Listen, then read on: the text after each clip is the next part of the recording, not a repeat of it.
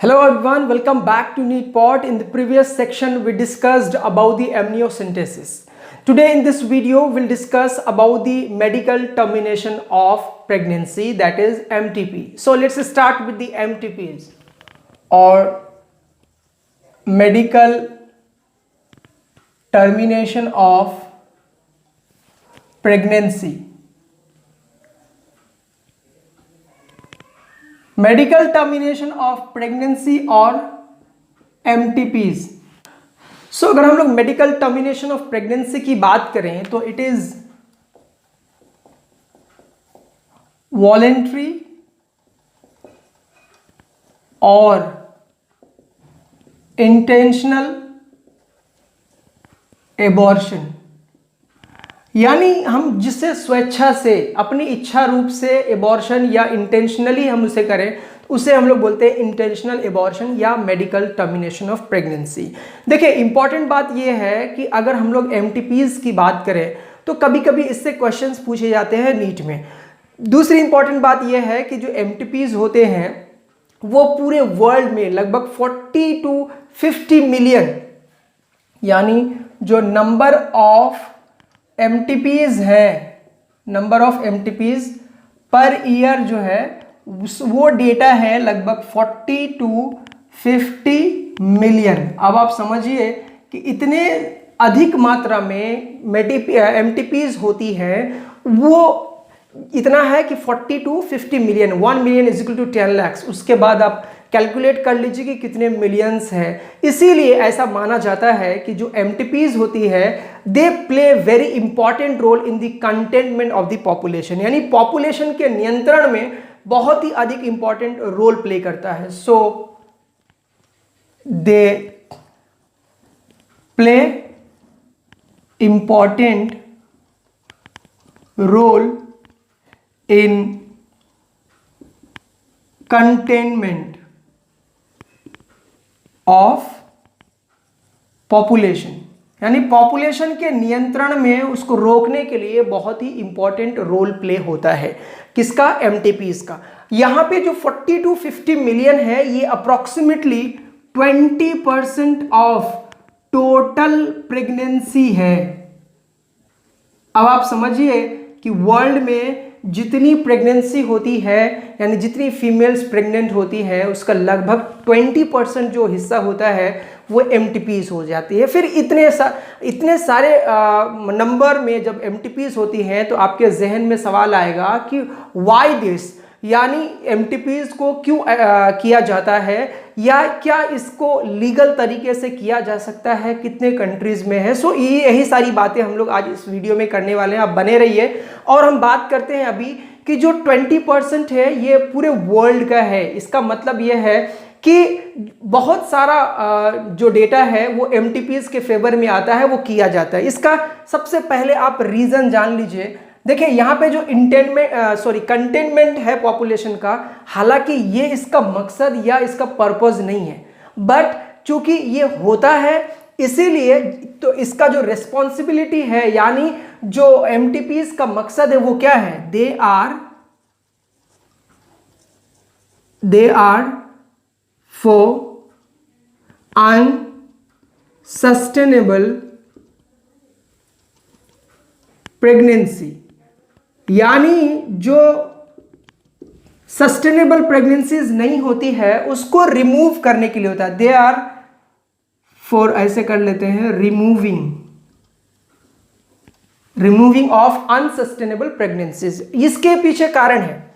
कारण यह है कि जो मैटरनल अननेचुरल डेथ होती है उसको रोकने के लिए MTPs को किया जाता है. सो इसका जो पर्पस है बेसिकली अगर हम लोग देखें तो पर्पस है टू प्रिवेंट द अननेचुरल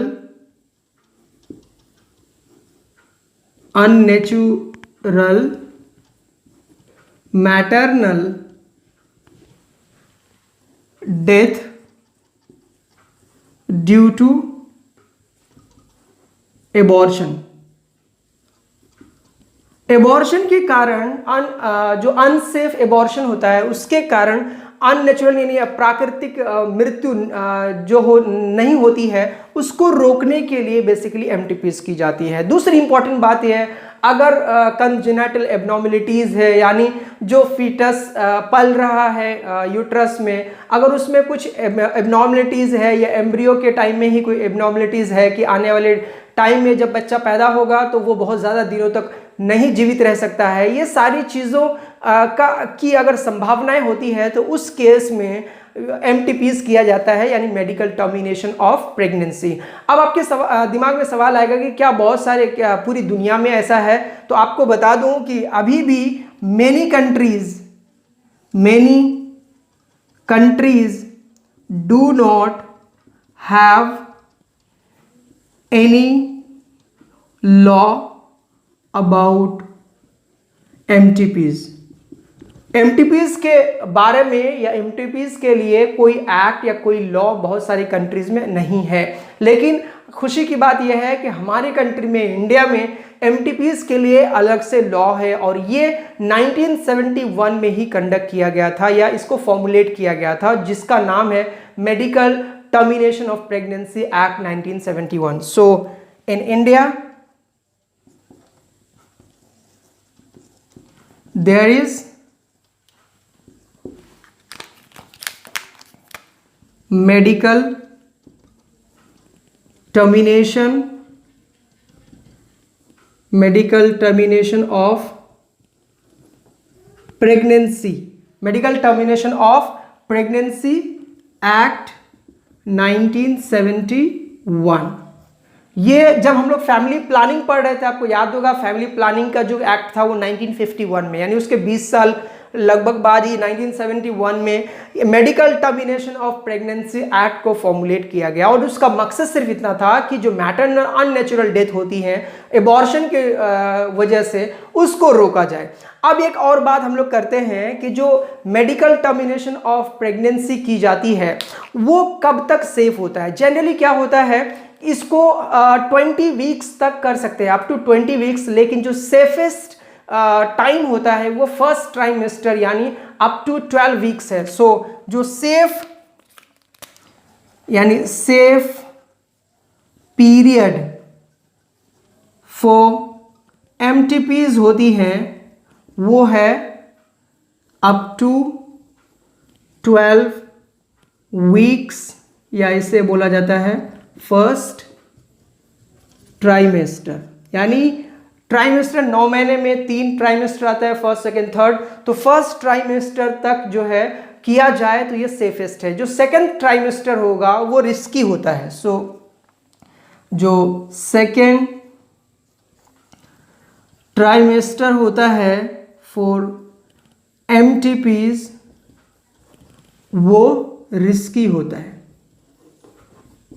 ये बहुत ज़्यादा रिस्की होता है, इसीलिए ज़्यादातर टाइम में नहीं किया जाता है। आप 2-3 बातें बहुत जल्दी से आप एमटीपीज के बारे में सुनिए कि एमटीपीज को कब तक किया जाना चाहिए, कर सकते हैं। यानी वैसे तो 20 वीक्स तक कर सकते हैं, लेकिन सेफेस्ट जो है वो अप टू 12 वीक्स तक हो सकता है यानी होता है। इसके अलावा अगर हम लोग बात करें सेकेंड ट्राइमेस्टर में तो ये थोड़ा सा रिस्की हो जाता है। एमटीपीज क्यों की जाती है वो हमने बताया कि अननेचुरल जो मैटरनल डेथ होती है ड्यू टू अबॉर्शन उसको रोकने के लिए, उसको प्रिवेंट करने के लिए एमटीपीज की जाती है। इसके अलावा अगर हमने बात की जो एमटीपीज के बारे में वो ये है कि एमटीपीज का जो डेटा है वो पूरे वर्ल्ड में वो लगभग 40 to 50 मिलियन है, यानी 40 से 50 मिलियन एमटीपीज होती है medical termination of pregnancy per year. ये approximately 20% of total pregnancy in the world है। इसकी वजह से बहुत ज़्यादा टाइम में जो पॉपुलेशन कंटेनमेंट होता है, पॉपुलेशन का जो नियंत्रण होता है वो एमटीपीज से भी हो जाता है। अब एक और बात कि जो हमारा एक्ट है यानी medical termination of pregnancy act, इसको 2002 में अमेंड किया गया था। So amendment